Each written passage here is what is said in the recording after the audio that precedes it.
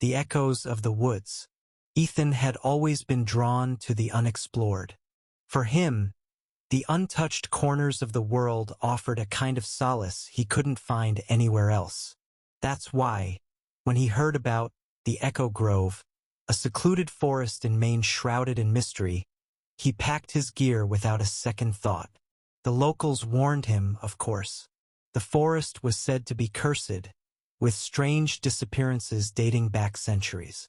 Some spoke of eerie sounds that mimicked human voices, while others whispered about the tree in the clearing, a place no one who visited ever returned from. Ethan dismissed their tales as nothing more than ghost stories meant to scare off tourists. By mid-afternoon, he was deep into the forest, its dense canopy casting elongated shadows. The air was crisp, carrying the faint scent of pine and damp earth. Ethan's GPS began to falter, its signal weak and unreliable, but he trusted his instincts. He followed a narrow, overgrown trail until he stumbled upon something peculiar. A clearing that seemed too perfect, too symmetrical. At the center stood an ancient oak tree, its bark etched with hundreds of symbols, spirals, runes, and shapes he couldn't place. Beneath the tree was an assortment of offerings.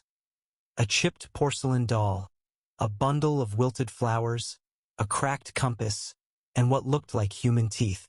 Ethan felt an unexplainable pull toward the tree, his heartbeat quickening as he stepped closer. Suddenly, the wind picked up, rustling the leaves in a way that sounded almost like whispering. "Leave something," a guttural voice demanded. Ethan spun around, scanning the tree-line. There was no one there. "Hello? Who's out there?" he shouted, his voice echoing unnaturally in the stillness. The ground beneath him trembled slightly, as if the earth was alive. His logical mind screamed at him to leave, but his feet were rooted in place. Scrambling through his pocket, he pulled out a coin and placed it among the offerings. The trembling stopped, and the air grew eerily calm. Ethan backed away, intending to retrace his steps and leave the forest. But as he turned, the tree's carvings began to glow faintly, pulsating like a heartbeat. The whispers returned, louder this time, in a language he couldn't understand. Then came the laughter, low, guttural, and distinctly inhuman. Panicking, Ethan sprinted through the forest, his flashlight barely illuminating the path ahead. Every shadow seemed to move, every sound amplified in the oppressive silence. When he finally broke free of the tree-line, he collapsed onto the pavement, gasping for air. He checked his watch. It was 2 a.m., yet the moon was in the exact position it had been hours ago. Thinking he was safe, Ethan returned home, vowing never to speak of the encounter. But the symbols began to appear in his life.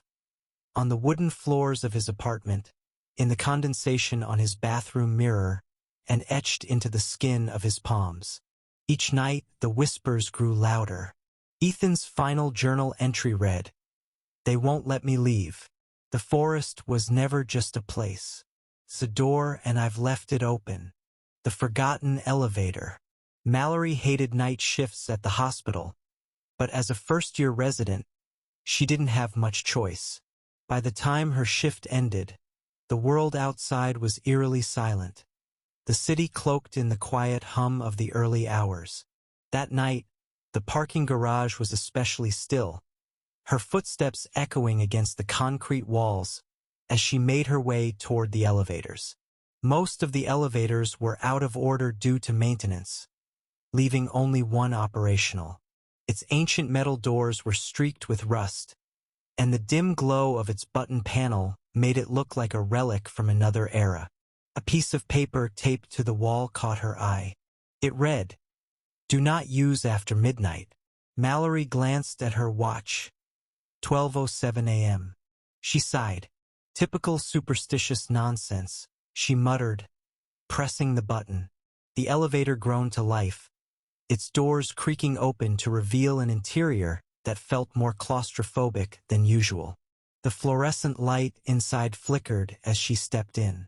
She pressed the button for the 5th floor, where her car was parked, but instead of moving smoothly, the elevator jerked upward before abruptly halting.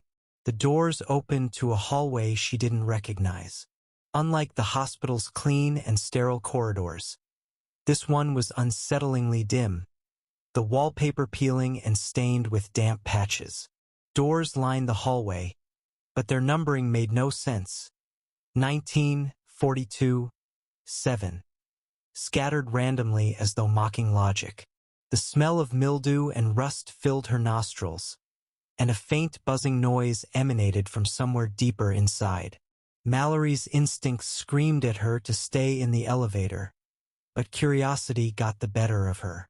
"Hello," she called, stepping out tentatively. Her voice echoed unnaturally, as though the walls were swallowing the sound. As she moved further down the hall, she heard a sound, a soft shuffling, like bare feet dragging across the floor. Turning the corner, she caught a glimpse of something moving, a pale figure disappearing into one of the rooms. "Hey, do you need help?" Mallory called, her voice trembling. No response. Returning to the elevator seemed like the logical choice, but when she turned back, it was gone. Not closed, gone. The space where the elevator should have been was now a blank wall, its surface smooth and featureless. Panic set in. She banged on the wall, screaming for help, but the shuffling sound returned, this time louder. It was coming closer. Mallory turned to see the figure again, stepping out from one of the doorways. His body was humanoid but wrong. Limbs too long, skin stretched thin over protruding bones, and a face that was a blank expanse of flesh. The thing tilted its head, as though studying her, before opening its mouth to reveal rows of jagged, uneven teeth. She bolted down the hallway, her heart pounding as the creature gave chase. Doors slammed shut as she ran past them, the buzzing sound now deafening. Finally, she spotted another elevator at the end of the hall. Desperate, she dove inside and hammered the closed door button. The creature's bony hand reached through the gap, but the doors snapped shut just in time. Mallory sobbed in relief as the elevator began to move. But the nightmare wasn't over. The numbers on the panel blinked erratically. -1, -2, -3. The elevator didn't stop until it reached a floor labeled void. The doors opened to a cavernous space filled with faint whispers and shifting shadows. Mallory's last thought was of the sign she'd ignored. "Do not use after midnight." As the whispers grew louder, the doors closed behind her, and the elevator vanished from the hospital records forever.